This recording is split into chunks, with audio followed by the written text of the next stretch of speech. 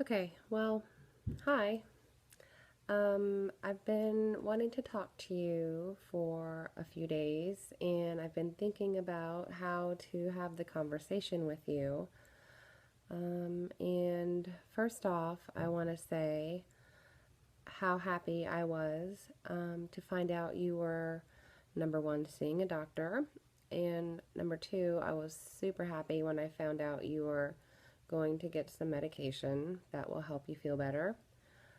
Then you're not feeling right or what have you, and you're not talking to your doctor. So that's a problem.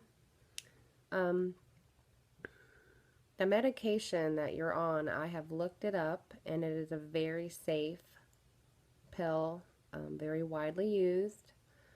And if you feel like maybe it's too strong, then you should talk to your doctor about starting off at an even lower dose because you start at a low dose and then you build up, build up, build up because your body has to adjust to the medication.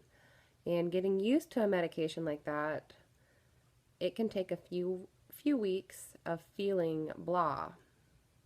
And if you just stick with it, then after, like 30 days, you should start feeling better.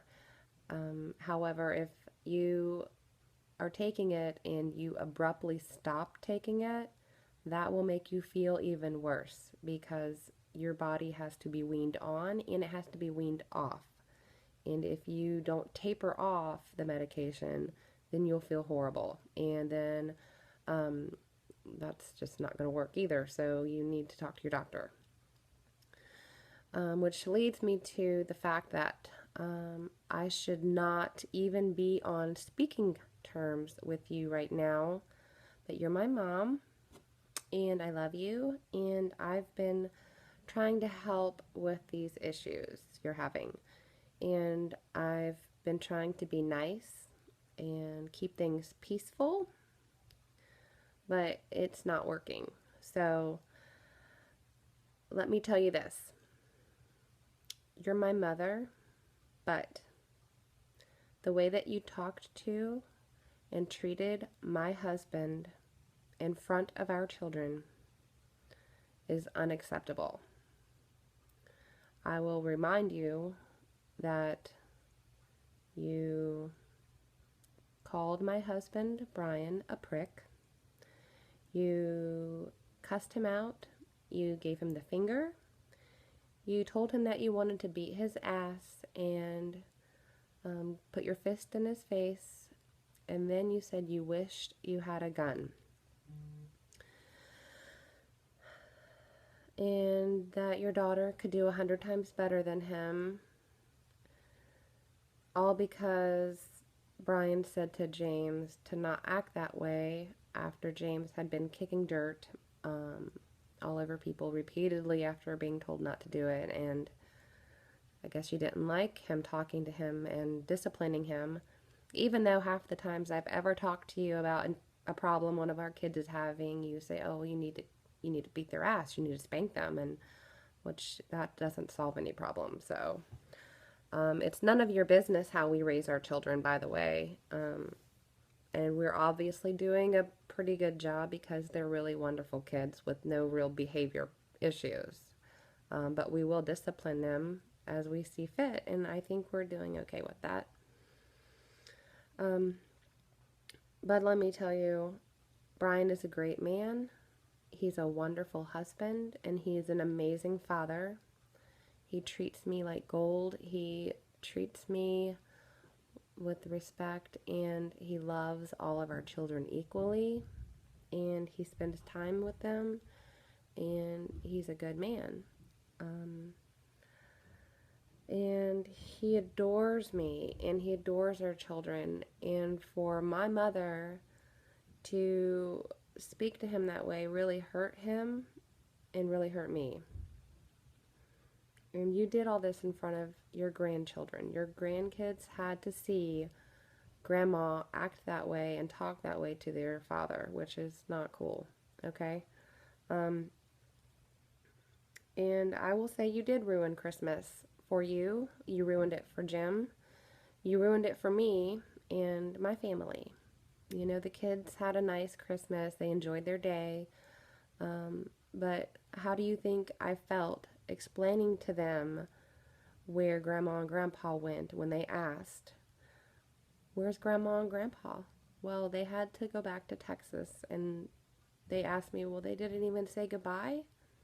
So how do you think that makes me feel? You know, it's not fair to them, it's not fair to me, and it's not fair to Jim. Just because you have an issue, you need to take care of. And, you know, there have been so many issues in the past, as far back as I can remember, you know. And Brian called you not to apologize. Get that straight.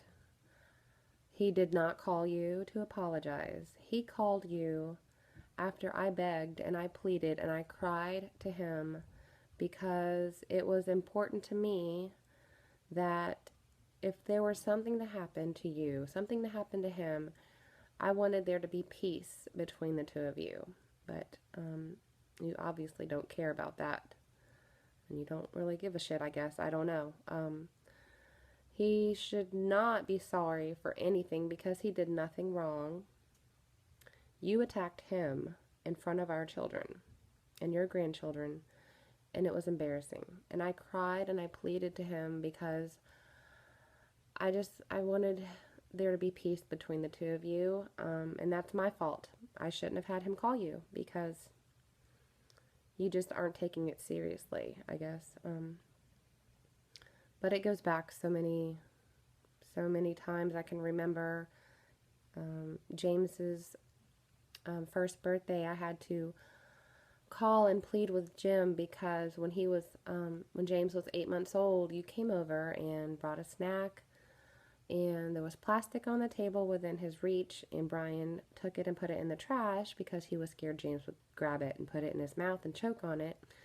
And you got pissed off at Brian, cussed him out, got in his face, stormed out the door, and you didn't talk to us for months until I had to ask Jim to make things right so you could come to James's first birthday.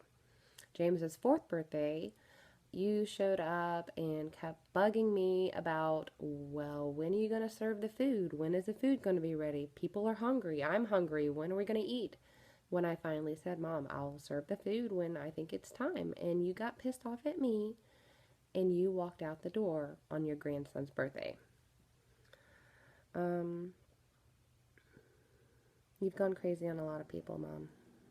You remember when you went to the beach with Tony and Jen and the girls, and you went crazy on Jen and got in her face because you weren't happy with the room, or you weren't happy with the fact she said the girls needed to put their clothes away or whatever. That's not your place. And you ruined their vacation pretty much there too.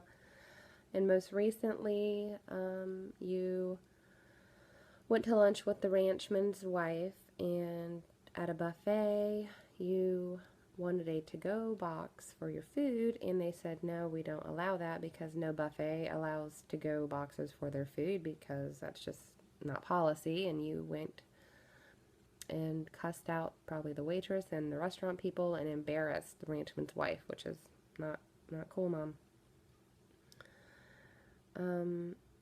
Everyone around you has always tiptoed around conversation. We've had to walk on eggshells because we wouldn't know what would set you off and make you upset and piss you off, and it's not fair to anyone.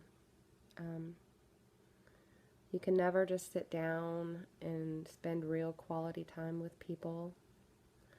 The kids have learned that when Grandma comes to visit, she's bringing a toy because you taught them that, which is okay, but, you know, we need more than a toy from you. We need your time.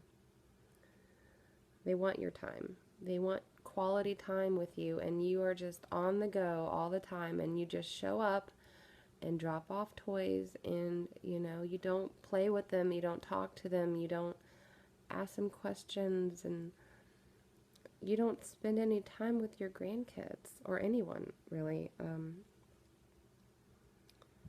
Well, it's another reason you need to be on medication to help you relax and enjoy the people and the time you have around those that love you. Um, well, I know, like, even with Ashley, when she was little, we would go visit and you would tell her, oh, when Grandma comes to visit, we're going to go to the movies, I'll take you to Chuck E. Cheese, and we would show up and you would not do any of that. You would go visit and then you would go to the casino or go to Sharon's or whatever. And she remembers that still. And I just am putting a stop to it with my children because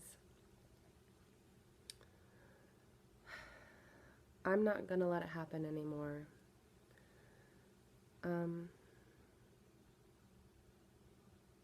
If you are not on medication for at least 6 months, you're not going to be welcome in our home again.